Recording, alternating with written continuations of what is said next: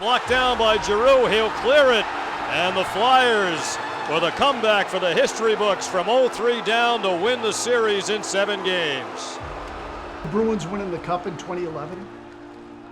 I remember thinking, you know, the Red Sox lost in 0-3 to the Yankees. They came back more motivated than ever and they won the World Series. It can happen like that, where a team gets embarrassed and then all of a sudden it's like, we're not going to leave anything to chance the next time around. There was still no knowledge that hockey, you could talk hockey in Boston and make it work and get ratings.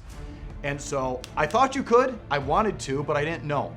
And I do remember in 2010 that Bruins playoff, I keep saying run, he lost in the second round, but you know, that I do remember that year. They were a good team that year. And there was some buzz with that playoff series, and I remember we got some traction. I don't remember if the ratings reflected it necessarily, but I don't know, maybe the phones, maybe just you can feel when people are listening. I mean, I was around that team constantly. I was in the locker room all the time, stepping on the B ignorantly and everything else. There was a lot of expectations for that team, but I think, as I say, a lot of curiosity coming off what had happened the year before, that, you know, are they going to be able to move forward here and put together a good season? Now off this draw, Pacioretty will play it out, and he got drilled by Chara between the benches. That's a good hit. I mean, he ran in. There's a support, stanchion or support in between the two benches, and I mean, there's nothing malicious about this hit, I don't think. The Montreal thing that was a whole nother chapter. This whole thing of having Chara a potential police investigation and having him arrested is maybe the stupidest thing I've ever heard. CJAD called us out of nowhere today and said, let's do a simulcast.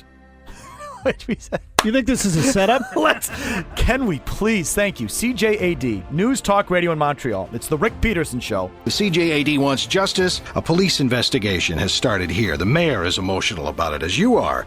How's it been playing out in Boston, is my wonder. We're going to find out right now. We're going to WBZ-FM, simulcast with them, tie both stations together and have a discussion that you can be part of. That's the one team I still hate like a fan, and that's Montreal. And so that was, I guess, good timing that, you know, our show could represent that. Why don't we open it up, guys? Nothing we'll take calling a break. fans yahoos, eh? That's not over the top. Well, no.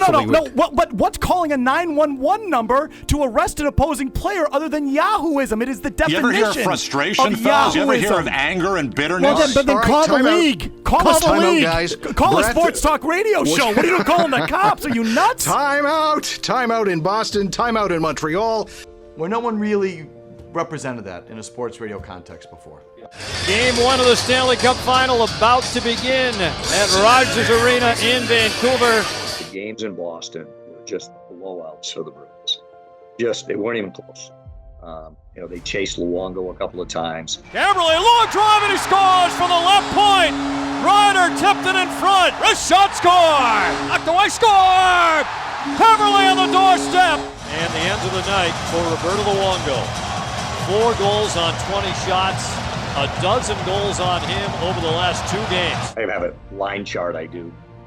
And for the rest of Luongo's career, whether he was with Vancouver or Florida, I kept somewhere in his little bio his goals against for the 2011 final in Boston. Ferrett's a drive and he scores from the left point. Andrew Ferrett's let it go. Here comes Corey Schneider right now. The 3-0 lead for the Bruins, and Roberto Luongo is out. Just 8:35 in a game 6. Just to give myself a little bit of a chuckle that the Bruins just smoked them in the 3 games in Boston. We were really the home of the Bruins. Like, we were the home of the Bruins. And, you know, even Thornton in the locker room after they went going suck at Felger, like, we were a part of that team. We were. You might not like it, but the station was a part of that team. Is it okay we use this for the radio? Absolutely. All the time. What's your name? I'm the big scary bad guy! Yeah! What do you think of tonight's game? I think we took that group of you and taught them a lesson. We should. By that point, the Bruins were the only team that had not won it in the 2000s, right? Yeah, the Red Sox win 2. The Patriots had won their first 3. The Celtics had won 1 in 2008. And I just remember watching some of those parades and thinking to myself, well, if they can win tonight, they'll get their own duck boat parade. With 5 seconds to go, the exit behind the Canucks net. Get the duck boats ready! Get the duck boats ready! After 39 long years, the Cup is back home! The Bruins are 2011 Stanley Cup champions! One of the coolest moments of my life was being on a float in the Bruins parade. It wasn't anything I did for the Bruins. It was the management of the station allowed us to go on the boat.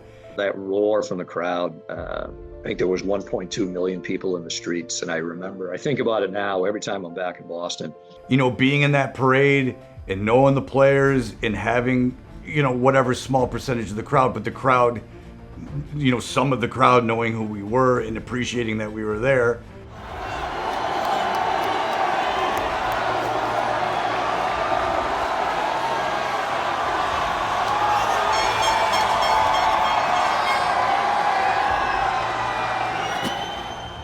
Unbelievable to see that many people in one spot, and to think, this team finally broke through and did it. But being on a position to be on a float in Boston in front of 1 million people was insane, in a great life experience.